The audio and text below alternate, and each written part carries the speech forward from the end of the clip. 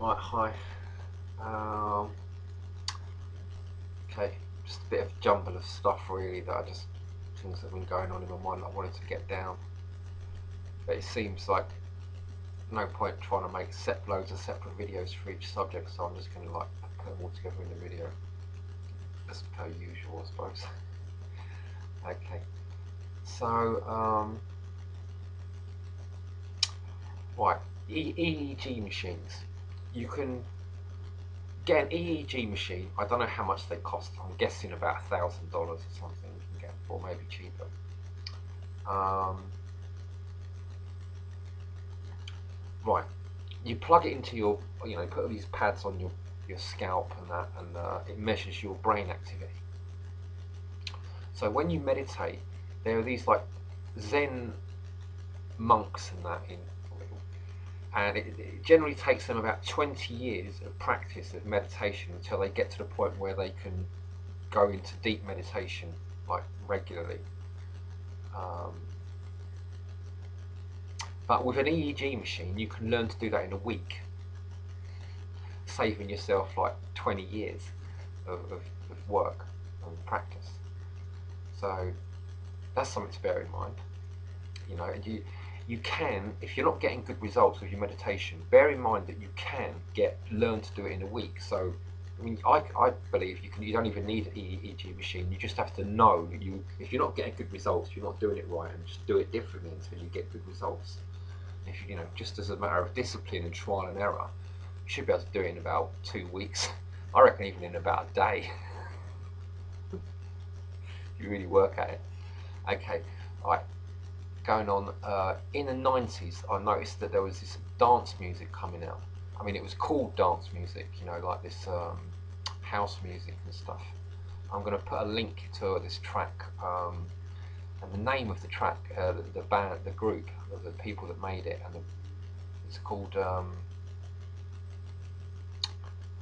Tartar Box Inhibitors. And the track's called Plasmids, and it's the Placid remix.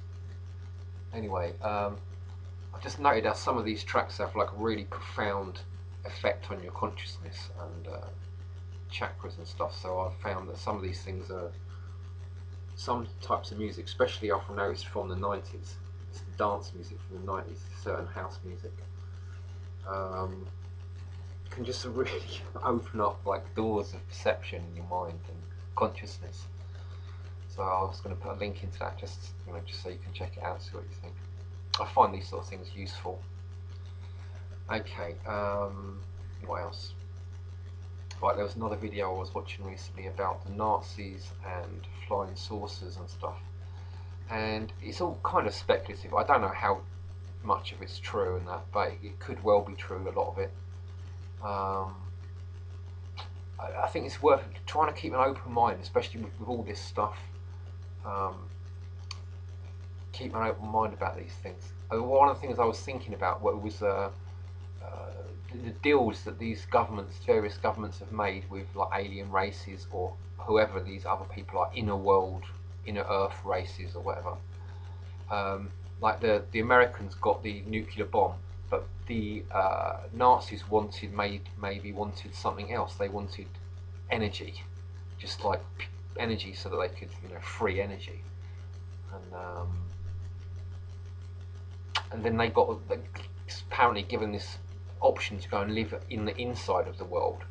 Now the idea is that the real civilization of this world is on the inside, and this outer world is like a sort of ghetto. It's like the wasteland, and we're living in this sort of ghetto wasteland, and the real civilization, the real owners of the world, live on the inside, and the Nazis have gone to live with them, because they're the good guys. Anyway, that's just something to keep an open mind about, do a little bit of research. The other things, right, that in this land of the machine world, like the land of the giants and the gods, another thing to bear in mind is that these beings are kind of like programs. Like if you think of the Matrix films, they're like programs. So they might be very big programs, they might be long-lasting programs that live for thousands and really long lifespans, and but ultimately they're predictable. That's the one thing about them. It's the machine world. That you know, they've got rules that they follow, very strict rules.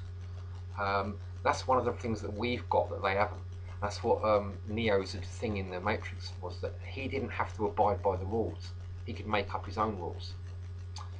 Okay, I found this a spell from the spiritual plane, and it's a little bit of code, like about a couple of lines long of code, right? And it's like, it's so purely written, and it creates this sort of feedback loop, and it takes things back to the spiritual plane, and like balances them and harmonizes them, and stuff. And it's so simple. It's like this amazingly simple bit of code, spell, that just has these such profound positive effects on all planes. And you know, you find things like this out, and you think, well, why is everybody using this?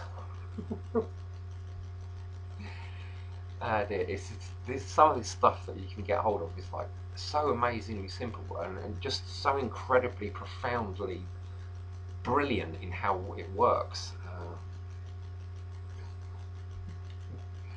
Okay, what else? I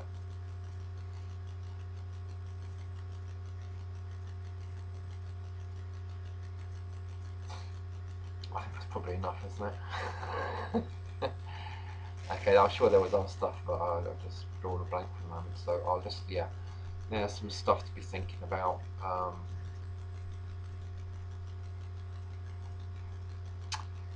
sure there was a lot of other things I had in mind. I might have to just make another video about it.